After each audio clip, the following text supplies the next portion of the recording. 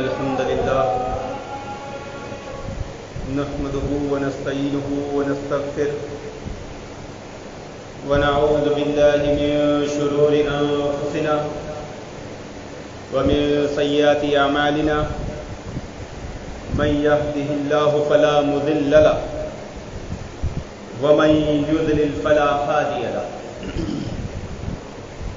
وأشهد أن لا إله إلا الله وحده لا شريك له وأشهد أن محمدا عبده ورسوله أما بعد يا أيها الذين آمنوا اتقوا الله حق تقاته ولا تموتن إلا وأنتم مسلمون يا أيها الناس اتقوا ربكم الذي خلقكم من نفس واحدة وخلق منها زوجها وبث منهما رجالا كثيرا ونساء واتقوا الله الذي تساءلون به والأرحام إن الله كان عليكم رقيبا يا أيها الذين آمنوا اتقوا الله وقولوا قولا سديدا يصلح لكم أعمالكم ويغفر لكم ذنوبكم ومن يطع الله ورسوله فقد فاز فوزا عظيما أما بعد فإن خير الحديث كتاب الله وخير الهدي هدي محمد صلى الله عليه وسلم وشر الأمور محدثاتها وكل محدثة بدعة وكل بدعة ضلالة وكل ضلالة في النار أما بعد رب اشرح لي صدري ويسر لي أمري واحلل عقدة من لساني يفقهوا قولي اللهم رب زدني علما اللهم رب زدني علما اللهم رب زدني علما اللهم إني أسألك علما نافعا ورزقا طيبا وعملا متقبلا اللهم لا سهل إلا ما جعلته سهلا وأنت تجعل الحزن سهلا إذا شئت بے شک تمام تعریف اکیلے اللہ وحدہ لا شریک کے لیے سزاوار ہے. ہم اس کی حمد بیان کرتے ہیں, ہم اس سے مدد طلب کرتے ہیں, ہم اس سے توبہ کرتے ہیں, ہم اس سے مغفرت طلب کرتے ہیں. ہم اللہ رب العالمین کی ایسی حمد بیان کرتے ہیں جو مکمل مسلسل منتظر ہو, اور اس کی بعد دیگر نازل ہونے والی نعمتوں کا شکر ادا کرتے ہیں, ایسا شکر جس میں مسلسل اضافہ ہوتا رہے. اور بھی بنا سلام اللہ کے نبی صلی اللہ علیہ وسلم اور آپ کے اصحاب پر. اللہم صلی علی محمد وعلی آل محمد کما صلیت علی ابراہیم وعلی آل ابراہیم انک حمید مجید.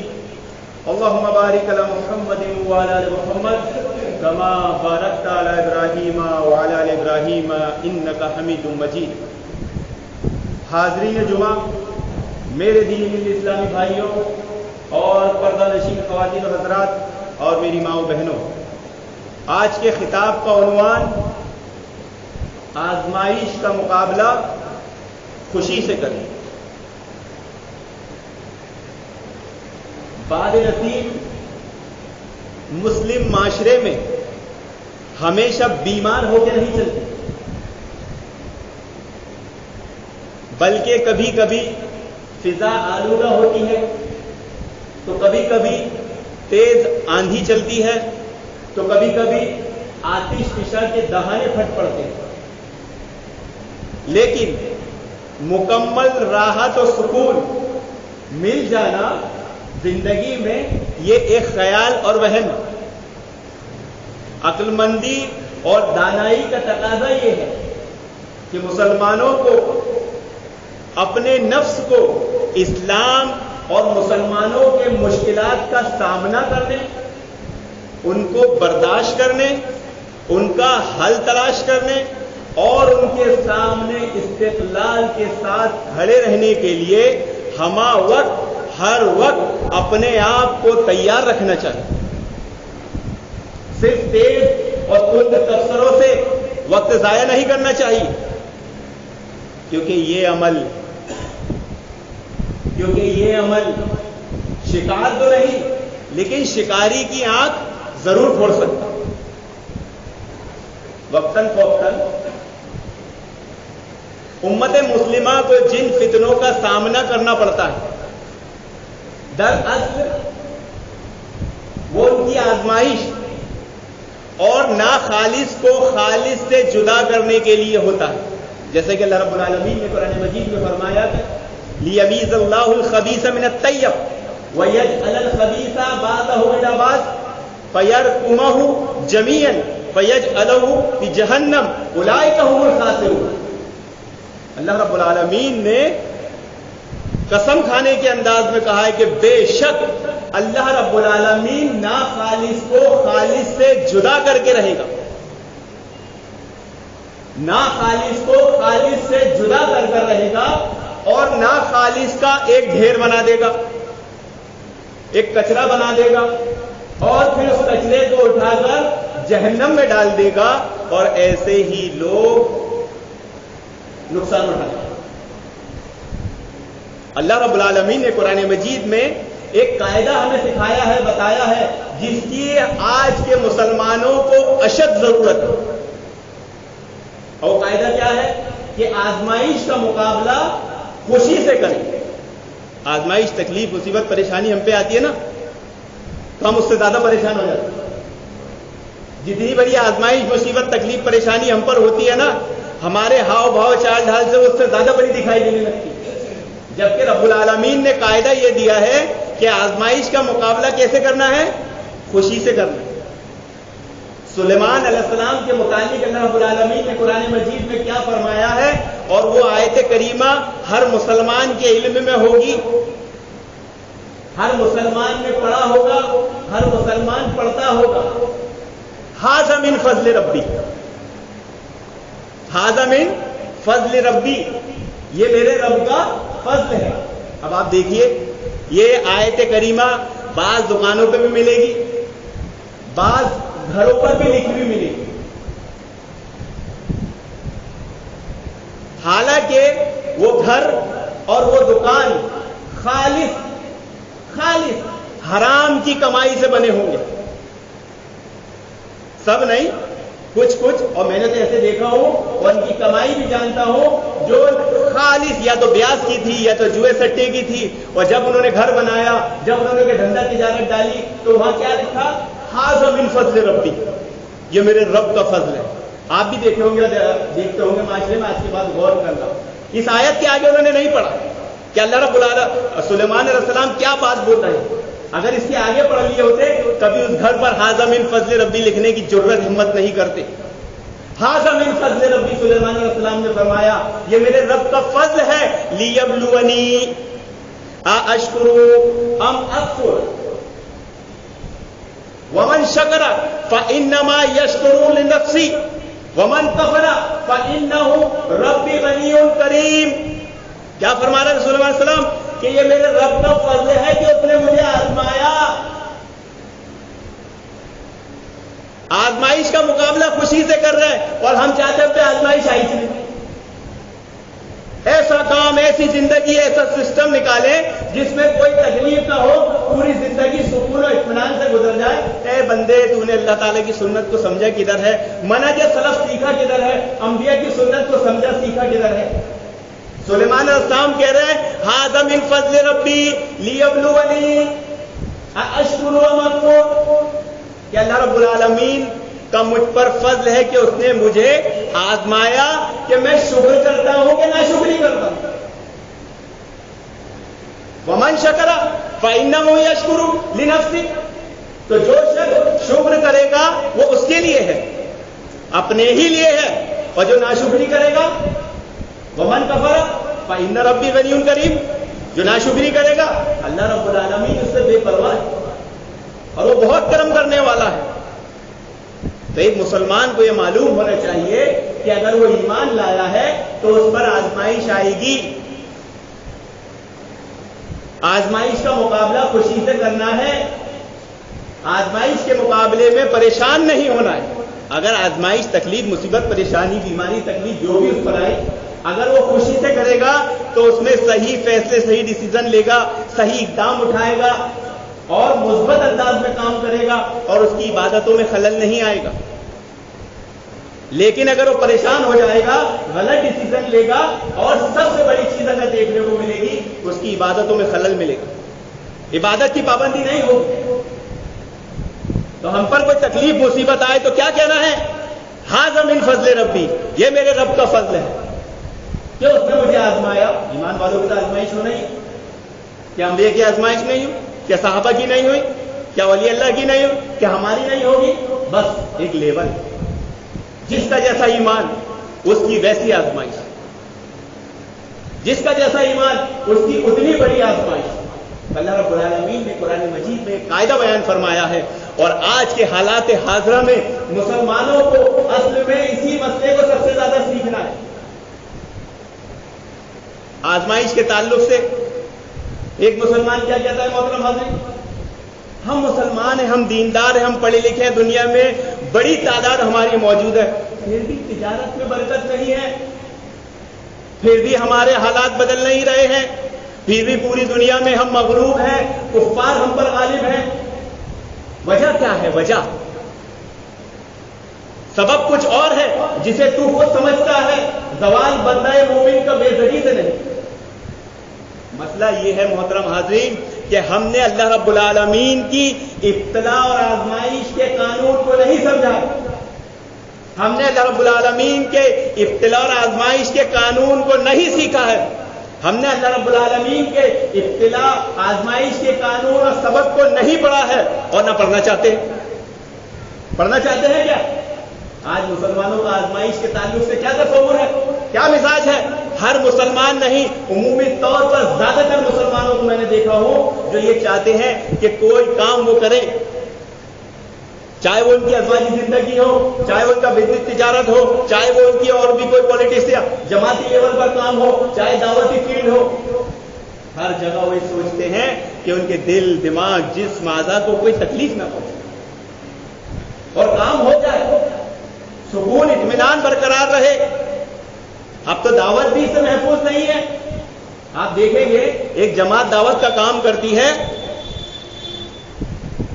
اور اس شہر سے اس شہر لوگوں کو گھماتی پھراتی ہے، کھلاتی پلاتی ہے اور چھوڑ دیتی ہے، اور پھر اس چیزوں کو فخر کے ساتھ بیان کرتے ہیں، ہماری جماعت وہاں گئی۔ اچھا گھوم گئی تھی، کھانے گئی تھی، گھومنے گئی تھی؟ بولے دیکھیں ہمارے دعوتی کام میں کتنا سکون و اطمینان ہے۔ اگر دعوتی کام میں سکون و اطمینان ہو تو کیا خاص وہ دعوتی کام ہے؟ کہاں سے ہوا وہ دعوتی کام؟ کیا انبیاء علیہ السلام نے دعوتی کام نہیں کیے اور ان کو جو تکلیف مصیبت پریشانی نہیں آئی؟ اتنی آئی، اتنی آئی، اتنی آئی کہ اگر ہم پہ اس کی تھوڑی بھی آ جائے نا تو ہمیں تو ہارٹ اٹیک ہی آ جائے، ہماری طبیعت ہی خراب ہو جائے، ہو سکتا ہے ہم کوما میں چلے جائیں۔ آج مسلمانوں کے ساتھ پوری دنیا میں جو حالات بنے ہوئے ہیں، چاہے وہ عرب اسرائیل کا مسئلہ ہو، چاہے وہ عرب ایران کا مسئلہ ہو، چاہے وہ عرب یمن کا مسئلہ ہو، چاہے پوری دنیا میں اللہ، اس کے رسول اور صحابہ اکرام کی توحید کا مسئلہ ہو، چاہے یونیفارم سول کوڈ کا مسئلہ ہو، چاہے آج مسلمان نوجوان لڑکے لڑکیوں کے ارتداد کا شکار ہونے، مرتد ہو جانے کا مسئلہ ہو، چاہے موب لیچنگ کا مسئلہ ہو، چاہے آج حالات کی تنگی سے لوگوں کا بیاج انٹرسٹ لینے کا مسئلہ ہو، یہ تمام حالات کا حل صرف اللہ رب العالمین کے اس قانون ابتلا اور آزمائش کو سیکھنے سمجھنے سے، اس کو پر عمل کرنے سے ہے۔ بڑا افسوس ہوتا ہے محترم حاضرین جب کوئی اپنا ہی بھائی آ کر ہمیں کہتا ہے بھائی لوگ بہت بیاج لے رہے ہیں، بہت لون لے رہے ہیں، بہت انٹرسٹ کا کام کر رہے ہیں، اب تو عورتیں بھی اس سے محفوظ نہیں ہیں، اس پہ خود بڑھو، اس پر درس دو۔ ایک مسلمان آج اللہ اور اس کے رسول سے جنگ کرنے کو تیار ہے، وہ یہ بھی نہیں سوچتا کہ بیاج لینا، انٹرسٹ کا کام کرنا، لون لینا اس کے گناہ بے شمار ہیں، لیکن اس کا سب سے بڑا، سب سے اہم مسئلہ یہ ہے کہ اللہ اور اس کے رسول سے جنگ، اور وہ حالات اپنے گھر کے لیے، اپنے بیوی بچوں کے لیے یا اپنی ضروریات کے لیے، اپنی خواہشات کو پورا کرنے کے لیے وہ انٹرسٹ جیسی لعنت پہ پڑ جاتا ہے، وہ لون جیسی لعنت پہ پڑ جاتا ہے، اللہ اور اس کے رسول سے جنگ کرنے کو تیار ہو جاتا ہے۔ اس کی اصل وجہ یہ ہے کہ ابتلا اور آزمائش کے کانسیپٹ کو ہم نے نہیں سیکھا، ابتلا آزمائش کے کانسیپٹ کو ہم نے نہیں سمجھا۔ ہر مسلمان کو معلوم ہونا چاہیے محترم حاضرین کہ آزمائش کیوں آئی۔ اگر ہی پوچھ لیا جائے کہ کون یہ چاہتا ہے کہ اس پہ آزمائش آئے، ہاتھ اٹھانے میں بھی آدمی ڈرے گا، حالانکہ اس کی زندگی آزمائشوں میں گری ہوئی اور وہ یہ سمجھ رہا ہے کہ مجھ پہ آزمائش نہیں آئے گی۔ یہ اللہ رب العالمین کی سنت ہے، وَلِنَبْلُوَكُمْ بِشَيْءٍ مِّنَ الْخَوْفِ وَالْجُوعِ وَنَقْصٍ مِّنَ الْأَمْوَالِ، ہم تمہیں آزمائیں گے، خوف و قتل، فاقہ کشی، جان و مال کو نقصان۔ وَبَشِّرِ الصَّابِرِينَ، اور ان حالاتوں میں جس نے صبر کیا ان کے لیے ہی خوشخبری۔ صبر کرنے والوں، آزمائش کا تعلق کس سے ہے؟ صبر سے ہے۔ آج ہماری زندگیوں سے صبر ختم ہو گیا، اس لیے آزمائشوں سے لڑنے کا طریقہ ہمیں نہیں معلوم۔ آزمائش سے لڑنے کا سب سے بڑا اہم طریقہ ہے صبر۔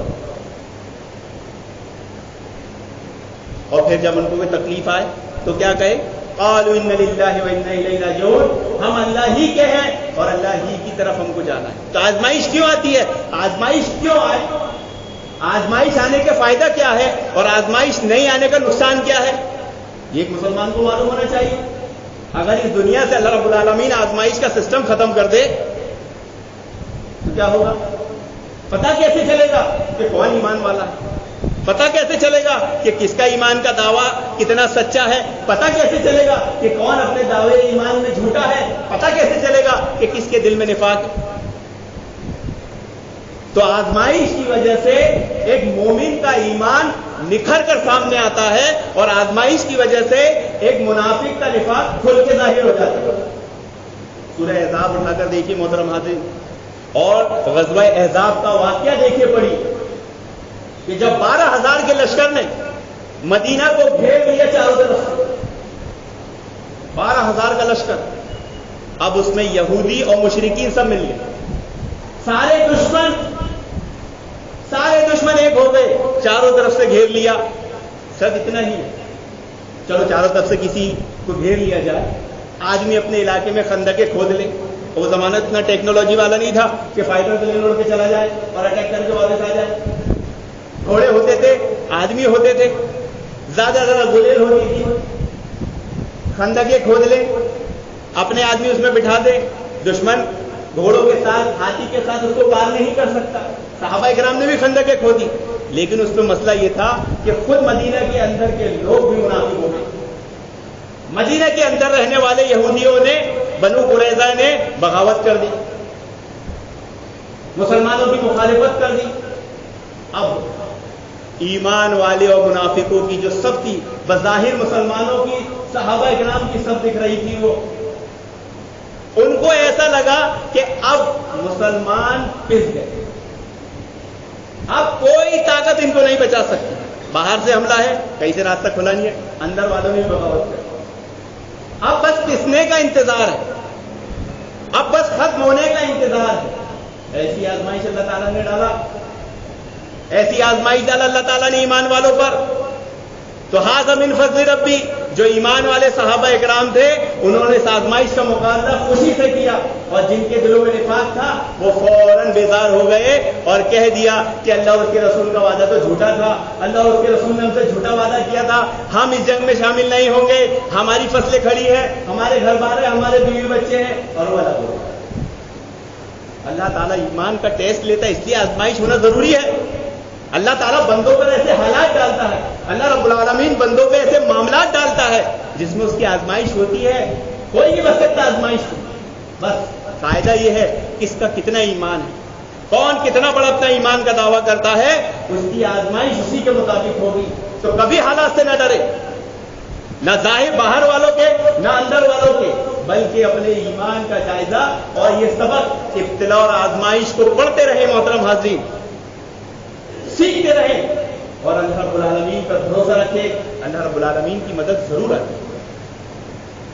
اللہ رب العالمین نے وہاں منافقوں کے نفاق کو ظاہر کیا، کب؟ آزمائش میں ڈالا۔ تو آزمائش کا ہونا اس لیے ضروری ہے کہ ایک سچا ایمان والا پتہ چلتا ہے، اور آزمائش کے ہونے سے ایک جھوٹے ایمان والا سامنے آتا ہے۔ اسی طرح آزمائش میں ثابت قدم رہنے سے کیا فائدہ ہے؟ اب معلوم پڑے گا کہ آزمائش کے کیا فائدے ہیں۔ تو آزمائش کے میں پڑھنے سے اس میں ثابت قدم رہنے کے کیا فائدے ہیں، اور ثابت قدم نہیں رہیں گے تو کیا نقصان؟ بیماری آئی فوراً تعویذ پہن لیا، تکلیف آئی فوراً غیر اللہ کے در پہ پہنچ گیا، مصیبت آئی فوراً وسیلہ لگانے بیٹھ گیا، تھوڑی طبیعت ناساز لگی فوراً عاملوں کے پاس دوڑنے لگا، ذرا پڑھ کے دم کر دو، پتہ نہیں کیا ہو گیا اس کو۔ آزمائش اللہ رب العالمین نے تجھ پہ ڈالا ہے تو تھوڑا صبر تو کر۔ ثابت قدم رہنے سے آدمی ایمان والا بنتا ہے، اور ثابت قدم نہیں رہے گا تو پھر کیا ہوگا؟ کفر، شرک، بدعت کا شکار۔ تو آزمائش میں ثابت قدم رہنے سے انسان کا، مومن کا ایمان اور نکھرتا ہے، اور منافق کا نفاق ظاہر ہوتا ہے۔ اور ثابت قدم رہنا یہ مسلمان کے ایمان ہونے کی دلیل ہے۔ آپ دیکھیں اللہ کے نبی صلی اللہ علیہ وسلم کی سیرت کو محترم حاضرین، کیسی کیسی آزمائشیں دی ہیں پیارے رسول صلی اللہ علیہ وسلم نے، قربان جائیں، کہ آپ کی زندگی میں آپ کے سامنے 4 بیٹوں کا انتقال ہو۔ آپ کی زندگی میں آپ کے سامنے 4 بیٹیوں میں سے 3 بیٹیوں کا انتقال ہو۔ 4 بیٹے تو جو بچپنے میں انتقال کر گئے۔ بچپن میں بچے کا انتقال ہونا کتنی بڑی تکلیف ہوتی ہے ماں باپ کے لیے، اور 4 بیٹیوں میں سے 3 بیٹیاں جوانی میں انتقال کر گئی۔ جب غزوہ بدر ہوا اور غزوہ بدر سے پیارے رسول صلی اللہ علیہ وسلم لوٹ رہے ہیں، اور ادھر سے حضرت عثمان رضی اللہ عنہ اللہ کے نبی صلی اللہ علیہ وسلم کی بیٹی کی تدفین کر کر آ رہے ہیں۔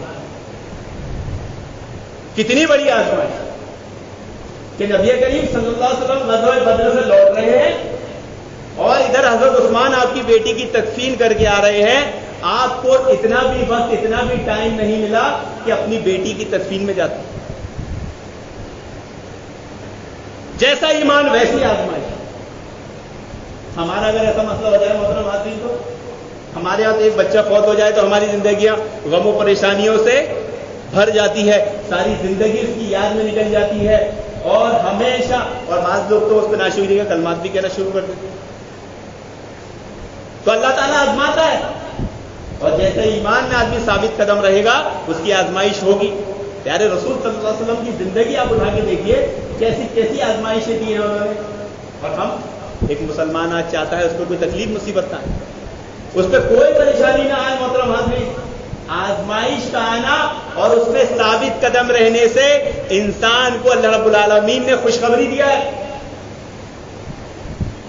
جتنی بڑی آزمائش، اچھا یہ بولے بھائی آزمائش آزمائش آزمائش، تکلیف، دکھ، پریشانی پریشانی، پوری زندگی اس میں گزر گئی کیا؟ ہاں، یہ قاعدہ بھی یاد رکھو کہ جب آپ پر آزمائش آئے، آپ نے صبر کیا، اس کا مقابلہ کیا، تو اللہ رب العالمین آپ کو اس آزمائش کے مقابلے میں انعام بھی دے گا۔ مایوس نہیں ہونا، دل چھوٹا نہیں کرنا، جتنی بڑی آزمائش اتنا بڑا ہی۔ پیارے رسول صلی اللہ علیہ وسلم کو معراج ہوئی، کتنا بڑا انعام تھا، کسی نبی کو ہوئی؟ 1,24,000 کم و بیش انبیاء علیہ السلام دنیا میں آئے چلے گئے، کسی کو معراج ہوئی؟ پیارے رسول صلی اللہ علیہ وسلم کو معراج کیوں؟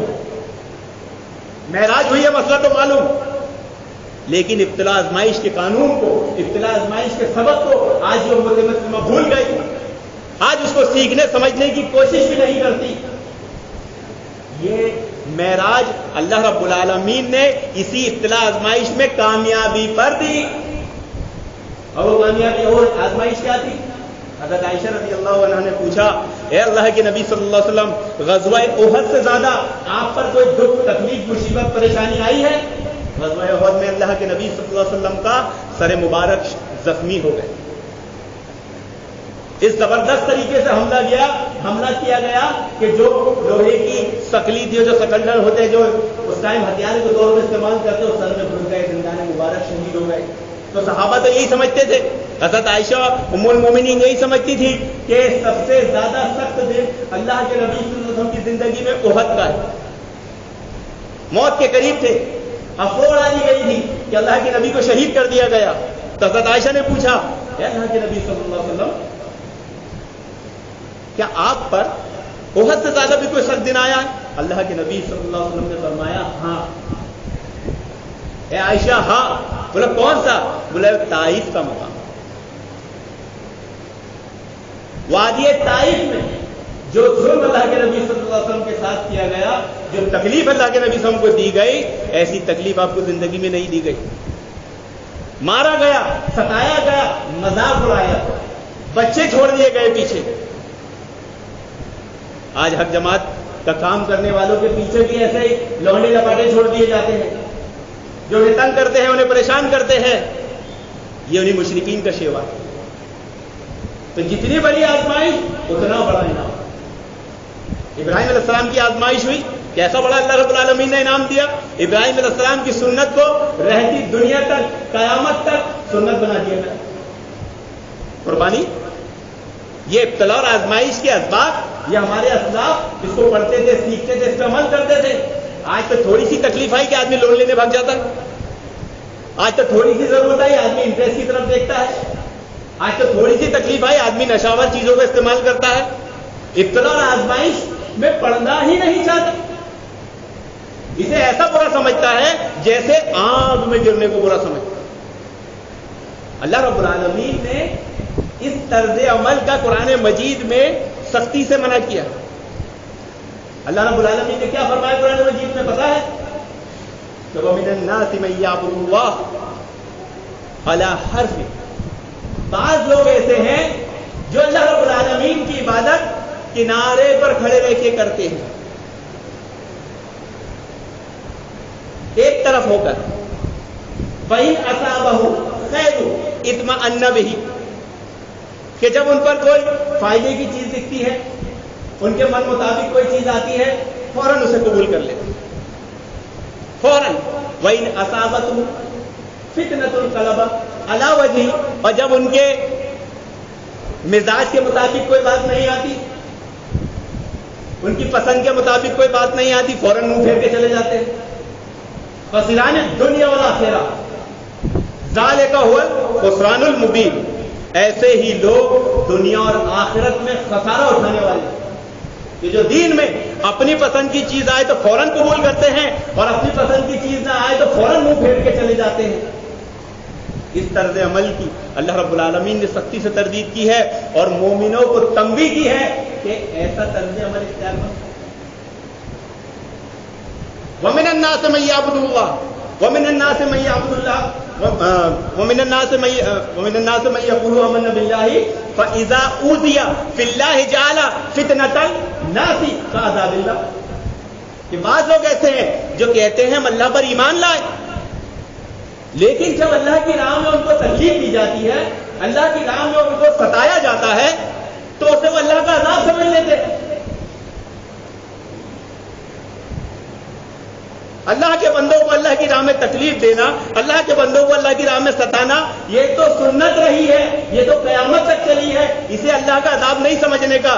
یہ ابتلا اور آزمائش ہے، جس دن وہ بندہ اس آزمائش میں کامیاب ہو گیا، اللہ رب العالمین اس کو اس سے بڑا انعام دے گا۔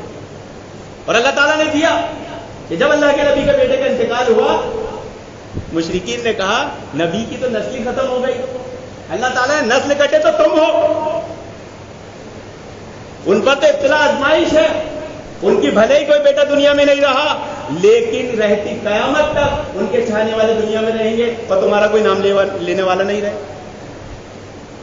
تو اللہ کی راہ میں تکلیف آنا، اللہ کی راہ میں مصیبت آنا، اللہ تعالیٰ کی راہ میں ستانا، یہ عذاب نہیں ہوتا ہے۔ آج سب سے بڑا مسئلہ یہ ہے محترم حاضرین کہ آج امت مسلمہ میں بہت سارے لوگ ایسے ایسے نئے نئے خیالات کے شکار ہو رہے ہیں جس سے ان کا تعلق اپنے دین سے ٹوٹنے کا امکان بنا رہتا ہے۔ محض پھیکے کلمات استعمال کر کے، محض دین کی کسی ایک فرع کو چاپلوسی والے انداز میں پکڑ کر اپنا تعلق دین سے جوڑے رکھتے ہیں اور خود اپنا راستہ اختیار کرتے ہیں جس میں مسجد اور اللہ تعالیٰ کے حدود کی کوئی حیثیت ہی نہیں ہوتی۔ ان کے خود کے اپنے راستے منتخب رہتے ہیں، مسجد کی ان کی نظر میں کوئی ویلیو نہیں، اللہ تعالیٰ کے حدود کی ان کی نظر میں کوئی ویلیو نہیں۔ یہ سوچ انتہائی خطرناک ہے، اور اس طرز عمل نے اہل حق کے سامنے بے شمار سوالوں کو جنم دیا۔ کیا اللہ رب العالمین پر ایمان کا مسئلہ اتنا آسان ہے کہ اس بات اور نفی برابر ہے؟ لینا اور ترک کرنا ایک جیسا ہے؟ توحید اور شرک ایک ہی چیز ہے؟ کیا یہ مسئلہ اتنا ہلکا اور اتنا بے وزن ہے کہ ثابت اور متغیر، عدل اور ظلم، شک اور سچ ایک ہی چیز کے دو نام ہیں؟ آج اگر کوئی شخص یہ کہتا ہے کہ دنیا چوکور ہے، آج اگر کوئی شخص یہ کہتا ہے کہ سمندر کا پانی میٹھا ہے، تو ہم اس کی عقل میں خلل مانتے ہیں، ہم اسے کم عقل کہتے ہیں، بیوقوف کہتے ہیں، پاگل کہتے ہیں۔ دنیا کے حقائق کو سمجھنے میں غلطی کرنے پر ہم یہ شدت والا رویہ اختیار کرتے ہیں، اور عجب کام ہے دین کے مسئلے میں بڑی بڑی غلطیاں کرنے والوں کے تعلق سے وہ شدت ہماری کہاں چلی جاتی ہے؟ ان الذین یلحدون فی آیاتنا لا یخفون علینا، کہ اللہ رب العالمین کے پر ایمان رکھنے والے، اللہ رب العالمین پر ایمان رکھنے والے جو لوگ اللہ کی آیتوں سے کٹ کے ٹیڑھا ہو کر چلتے ہیں، وہ اللہ رب العالمین پر مخفی نہیں ہے، وہ اللہ رب العالمین سے چھپے ہوئے نہیں ہیں۔ آج ایسے ایسے لوگوں کے خیالات اور نہج منہج بن گئے ہیں محترم حاضرین۔ اسی علاقے کا ایک شخص ہے جس کا دعویٰ یہ ہے کہ مجھے اللہ رب العالمین نے عقل سلیم دی اور میں قرآن حدیث کو پڑھ کر صحیح سے مسئلہ حل کر لیتا ہوں۔ اب جناب استدلال کیسے کرتے ہیں کہ دیکھو اللہ کے نبی صلی اللہ علیہ وسلم کو اللہ تعالیٰ نے کیوں بھیجا تھا؟ جیسے سوال کیا میں نے کل توحید کا کلمہ بلند کر رہے نہیں، سب کو متحد کر دیں۔ اچھا میں نے پھر تو بولے تم نے 72 فرقے کیسے کر دیے؟ مطلب یہ 73 فرقے والی حدیث ہوگی۔ ایسے ایسے بھونڈے استدلال۔ اگر یہی شخص کہے گا دنیا چوکور ہے اور سمندر کا میٹھا پانی ہے تو ہم کیا کہیں گے؟ سارا پاگل۔ لیکن جب یہ شخص دین میں اس طرح کی بات کرتا ہے تو ہم یا ہمارے جیسے بعض لوگ، ہم میں سے بعض لوگ اس کی تائید کرتے ہیں، اس کی باتوں کو لیتے ہیں۔ ایک حضرت سے پوچھا گیا ارے مسجد میں نماز کیوں نہیں پڑھتے؟ بولتے حدیث ہے کہ جب تمہاری بات نہ سنی جائے تو اللہ کے نبی صلی اللہ علیہ وسلم نے کہا کہ جنگل میں چلے جاؤ، وہیں رہو، کھانے کو کچھ نہ ملے تو پیڑ کی کھال کھا لو اور انتقال کر جاؤ، لیکن وہیں رہو۔ اچھا، نہ تیرے کو فقہ کے اصول معلوم، نہ تیرے کو عربی زبان معلوم، نہ تیرے کو قرآن حدیث سے استدلال کرنے کے جو بھی قاعدے اصول بتائے گئے ہیں چھوٹی چیزیں معلوم، تو حدیث سے اتنا بڑا استدلال کر رہا ہے اور مسجد کو کوئی اہمیت جگہ نہیں دے رہا ہے، اللہ تعالیٰ کی حدود سے کھیل رہا ہے۔ جبکہ یہ آیت اہل علم نے ایک اصول بیان کیا ہے کہ اہل باطل کا رد اسی کی بات میں ہوتا ہے۔ اہل باطل کا رد کرنا ہے، اس کی بات میں تھوڑی دیر کے لیے غور کر لو، اس کا رد اسی میں موجود ہے۔ حدیث یہ ہے کہ جب خلیفہ امیر تمہاری بات نہ سنے، جب امیر خلیفہ بادشاہ تمہاری بات نہ سنے، تنہائی میں اس کی اصلاح کرو۔ کیا کرو؟ تنہائی میں جا کے اس کی اصلاح کرو، بازاروں میں جا کر نہیں۔ اور اگر پھر بھی نہ مانے تو تم اپنا علاقہ چھوڑ دو اور جنگل چلے جاؤ، وہیں رہو، کھاؤ پیو، نہیں کچھ ملے جھاڑ کے پتے کھال کھاؤ اور انتقال کر دو۔ یہ کون سا استدلال ہے کہ تو اسی شہر میں رہتا ہے اور مسجد میں نہیں آتا؟ اللہ کے نبی نے اس معاشرے کو چھوڑنے کا حکم دیا، اس میں رہنے کا نہیں کہ رہتے ہوئے تو یہ عمل کرے۔ اپنا بوریا بستر اٹھا، اس شہر کو چھوڑ کر چلے جا، تب اس حدیث پہ استدلال ہوگا، تب اس حدیث کے بعد مطابق ماننا پڑے گا۔ لیکن اگر تو وہیں موجود ہے تو تجھے اس مسجد میں نماز پڑھنا پڑے گی، اور جب وہ مسجد شہر میں ایک ہی ہو تو پھر تو کوئی استدلال ہی نہیں ہے۔ 2 4 5 10 مسجدیں ہو تو آدمی روزہ جا سکتا ہے، لیکن نہیں ہے تو یہ مسئلہ بھی یاد رکھیں کہ نماز فرض ہے تو با جماعت نماز پڑھنا مردوں پر فرض ہے، عورتوں پر نہیں۔ پہلا مسئلہ کہ نماز فرض ہے، اور دوسرا مسئلہ مردوں پر با جماعت نماز پڑھنا فرض ہے، عورتوں پر مستحب ہے۔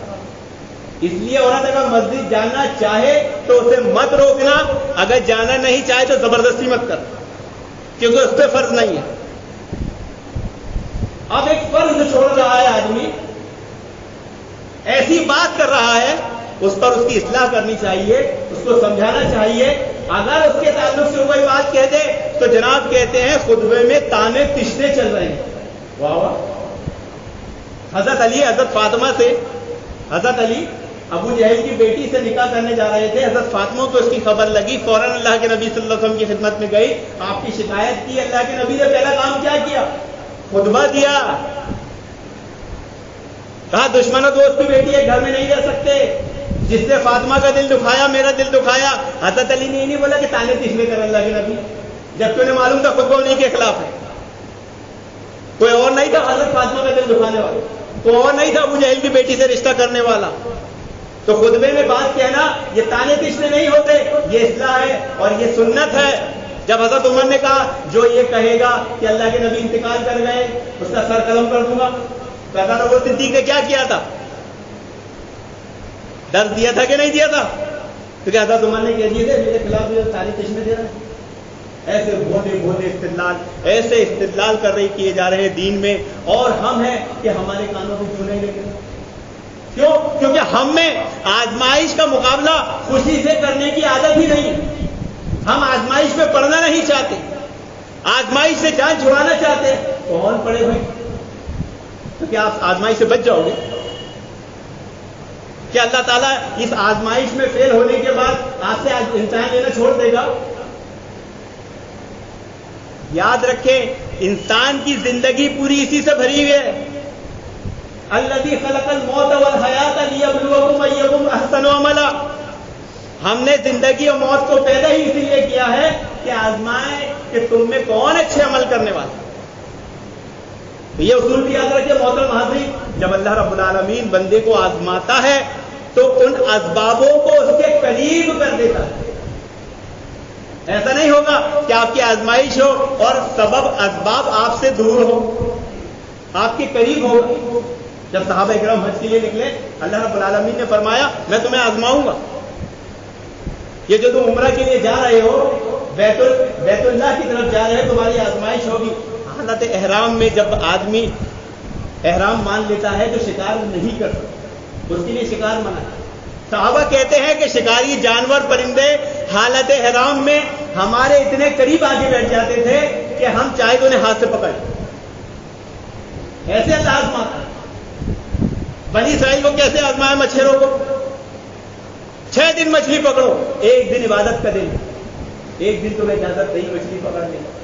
6 دن مچھلی سمندر میں خوب گہرائی میں چلی جاتی، خوب انہیں محنت مشقت کرنا پڑتی، اور جب عبادت والا ہفتے کا دن ہوتا مچھلیاں کود کود کے دعوت نظارہ پیش کرتی. انہوں نے بھی نالیاں کھود لی، ہیلا اختیار کیا، اور اس بہانے 1 دن پہلے ہی نالی کھود کے پانی ادھر لیا تاکہ مچھلی آ جائے، اور 1 دن چھوڑ کے اصل والے دن. تو جب اللہ تعالیٰ آزمائش ڈالتا ہے تو اسباب کو ان کے قریب کر دیتا ہے، اسباب کو دور نہیں رکھتا. ہماری بھی آزمائش ہوگی تو اسباب ہمارے قریب ہوں گے.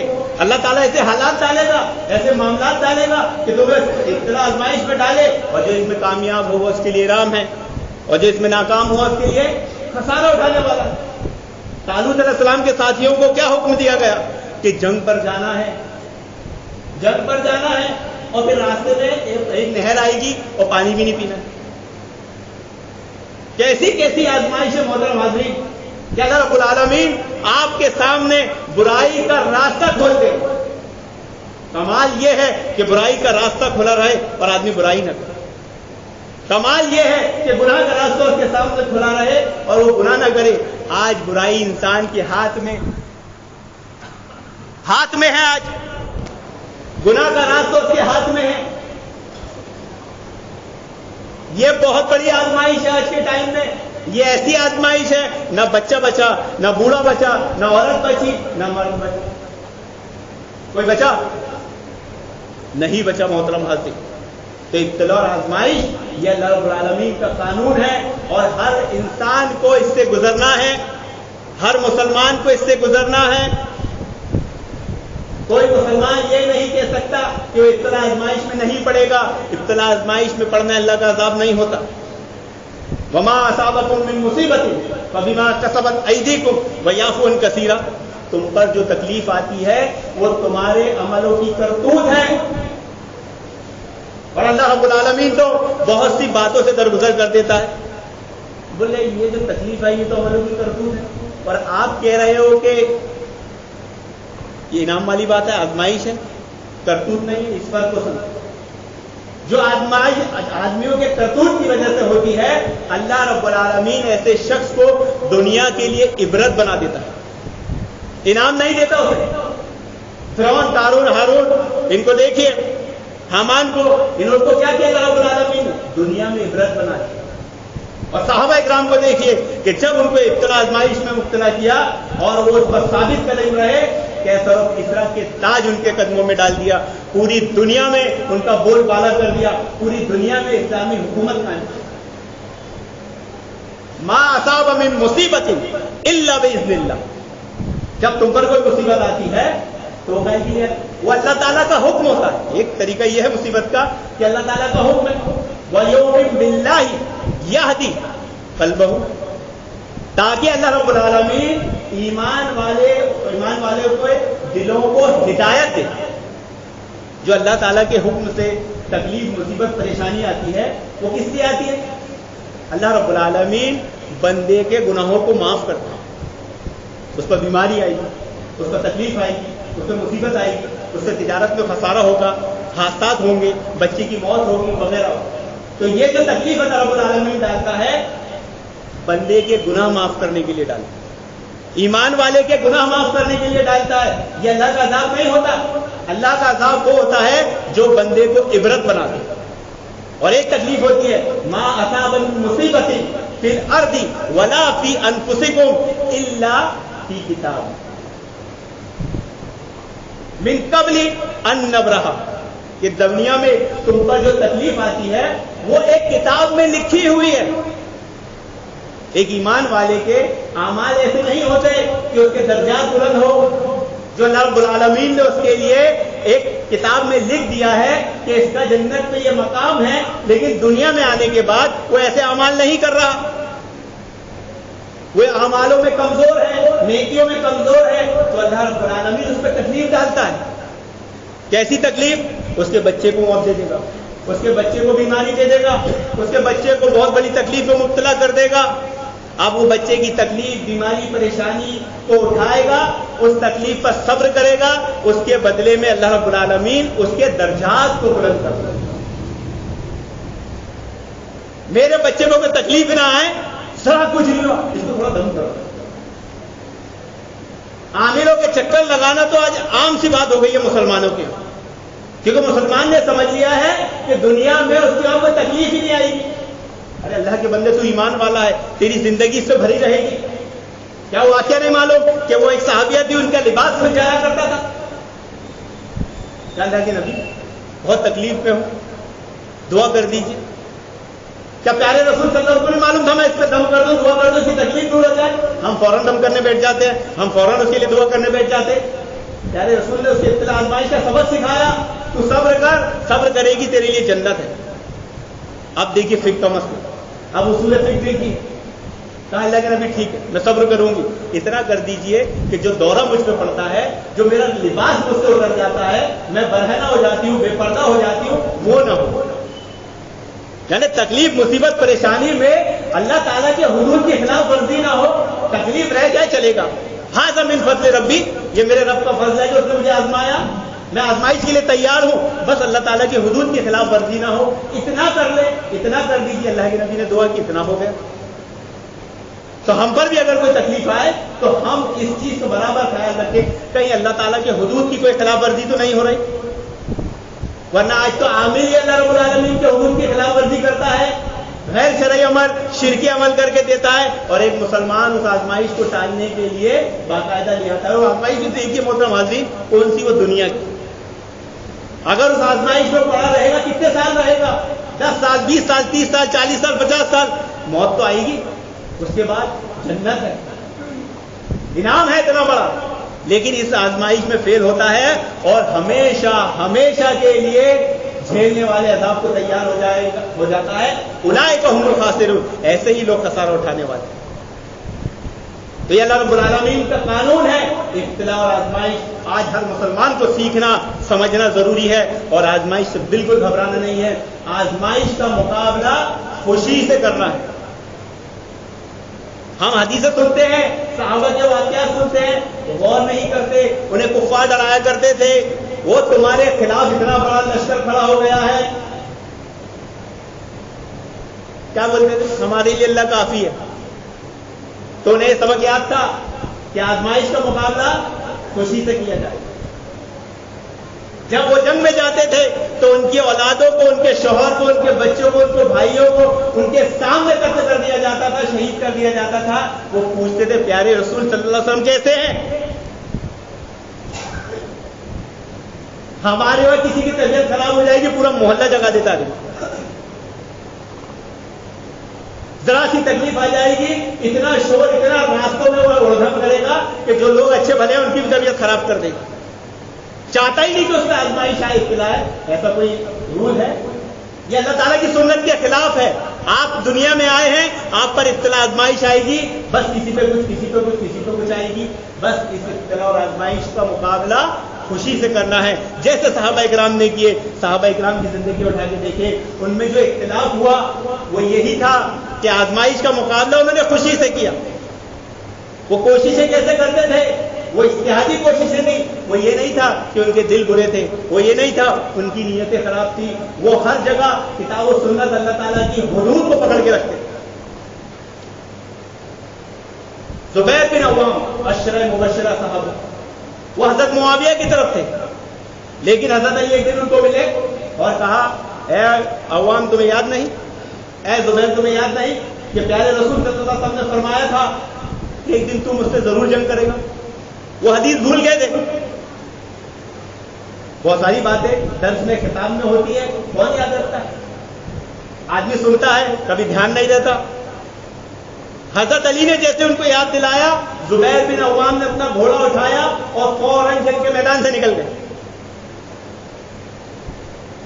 حدود اللہ کا اتنا خیال, یہ نہیں دیکھا کہ کوئی کیا کہے گا. آج تو آدمی کسی کو چھوڑنے کو تیار نہیں ہے, وہ میرے خلاف لوگ ہو جائیں گے. اچھا تیرے خلاف ہو جائیں گے تو آزمائش سے بچ جائے گا. ارے اس آزمائش میں فیل ہو گیا, تیرا ٹھکانہ کیا بن جائے گا تجھے نہیں معلوم. پھر کیا ہوا؟ زبیر بن عوام کو حضرت علی کے گروپ کے لوگوں نے ہی قتل کر دیا, شہید کر دیا, اور پھر ان کا سر کاٹ کر نعوذ باللہ استغفر اللہ حضرت علی کے سامنے لایا.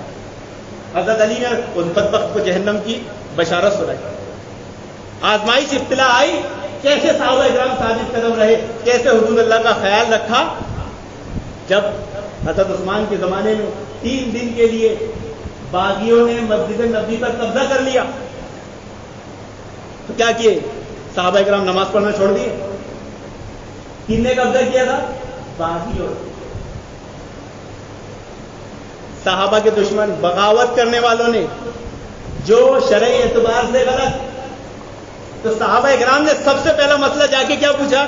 ہم نماز کہاں پڑھیں؟ حضرت عثمان نے کہا نماز انہی کے پاس جا کے پڑھو, انہی کے پیچھے پڑھو. وہ تو اہل بدعت ہے. بولے ان کی بدعت کا وبال ان پر ہے, وہ جو بدعت کرتے ہیں ان پر ہے. اگر وہ کوئی اچھا کام کرے تو تم ان کا ساتھ دو, اور کوئی برا کام کرے اسے دور ہٹو. یہ منہج ہے کہ آدمی اپنی زندگی میں مسجد اور اللہ تعالیٰ کے حدود کو اہمیت دے, نہ کہ اپنی خواہشات کو. یہ ساری برائیوں کی جڑ ابتلا اور آزمائش کے سبق کو بھول جانا ہے. آدمی سوچتا ہے میں یہ کام کروں گا آزمائش میں آ جاؤں گا, وہ تو آنا ہی ہے بھائی. اللہ رب العالمین نے کتاب میں لکھ دیا ہے, اللہ رب العالمین نے تقدیر میں لکھ دیا ہے, اگر نہیں کرے گا فیل ہو جائے گا, کرے گا پاس ہو جائے گا. آزمائش سے تو بچ نہیں سکتا. آج نہیں کل آئے گی, آج نہیں کیا ہوگا کل آئے گی. ایک آخری حدیث بیان کر کے آپ کے سامنے بات کو ختم کروں گا. عنوان بہت اہم تھا اس لیے وقت لے لیا. کہ قال حدثنا محمد بن یوسف قال حدثنا سفیان عن زبیر بن عدی عن زبیر بن عدی فقال آتینا انس بن مالک فشقونا ما الیہا ما نلقى من الحجاج فقال اصبروا فإنه لا يأتي عليكم زمان إلا الذي بعده شر منه حتى تلقوا ربكم سمعته من نبيكم صلی اللہ علیہ وسلم. رواه بخاری کی کتاب الفتن حدیث نمبر 7068. زبیر بن عدی انس بن مالک رضی اللہ عنہ کی خدمت میں حاضر ہوئے اور حجاج بن یوسف کے ظلموں کی شکایت کی. کون حجاج بن یوسف؟ جس نے حضرت زبیر کو شہید کر کے ان کی لاش کو بازار میں 3 دن ٹانگ دیا. کتنا بڑا ظلم! جلیل القدر صحابی. شکایت کرنے والے کون؟ صحابہ. شکایت سننے والے کون؟ صحابہ. ہمارے سامنے بھی مسئلہ آتا ہے، شکایت کرنے والے کون؟ ہمارے. شکایت کس کی جا رہی ہے؟ ہماروں کی. عمل کیا ہے دیکھ لیجیے. کیا کہا؟ فقال اصبروا، صبر کر. فإنه لا يأتي عليكم زمان إلا الذي بعده شر. کہ جو زمانہ ابھی تیز پر ہے اس کے بعد کا آنے والا زمانہ اس سے زیادہ برا ہوگا. آدمی جس زمانے میں جی رہا ہے نا اسے بہت برا سمجھ رہا ہے اور کچھ ایسے اقدام کرنا چاہتا ہے کہ نہیں میں ایسا زمانہ لا دوں گا جو اس سے اچھا ہوگا. اچھا تو پیارے رسول صلی اللہ علیہ وسلم کی پیشن گوئی کو جھٹلانا چاہتا ہے. پیارے رسول تو بولے جو زمانہ ہے اس کے بعد آنے والا زمانہ اس سے برا ہوگا. غور کر لیجیے اپنی زندگی میں، غور کر لیجیے لوگوں کے معاملات میں. ایسا ہو ہی نہیں سکتا. اگر اکا دکا کوئی واقعہ ہو گیا تو وہ اس کی حدیث کے خلاف نہیں ہے، ایسا کم ہی ہوگا.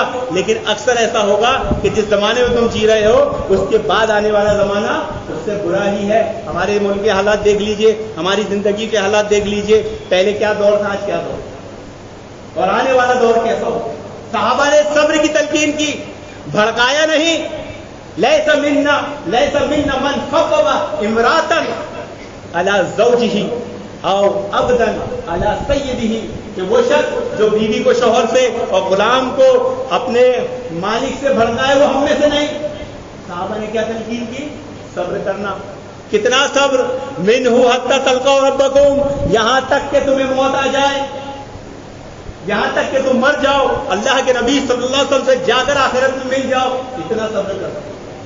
تو طرز عمل ہمارا ایسا ہونا چاہیے ایسی حالات میں کہ ہم سب سے پہلے لوگوں کو صبر کی تلقین کریں، کیونکہ ابتلا اور آزمائش میں کامیاب ہونے کا پہلا اصول ہی صبر ہے. اور صبر کو چھوڑ دیا وہ کامیاب نہیں ہو سکتا. صبر کو چھوڑ دیا وہ تعویذ پہن لے گا. صبر کو چھوڑ دیا وہ جا کے ڈریس کا پیسہ لے لے گا. صبر کو چھوڑ دیا وہ جا کے لون لے لے گا. صبر کو چھوڑ دیا وہ جا کے قبر کے سامنے کھڑا ہو جائے گا. صبر کو چھوڑ دیا وہ اور بھی بدعت اور خرافات کو کرے گا. وہ چاہتا نہیں ابتلا آزمائش میں مبتلا رہے. ابتلا آزمائش اس سے آنا ہے. اس کا مقابلہ کرنے کا قاعدہ اصول یہ ہے کہ آپ خوشی سے اس کا مقابلہ کریں. اللہ رب العالمین سے دعا کہ اللہ رب العالمین ابتلا آزمائش کا مقابلہ کرنے کی ہمیں توفیق عطا فرمائے، خوشی سے کرنے کی توفیق عطا فرمائے. آمین یا رب العالمین. وآخر دعوانا.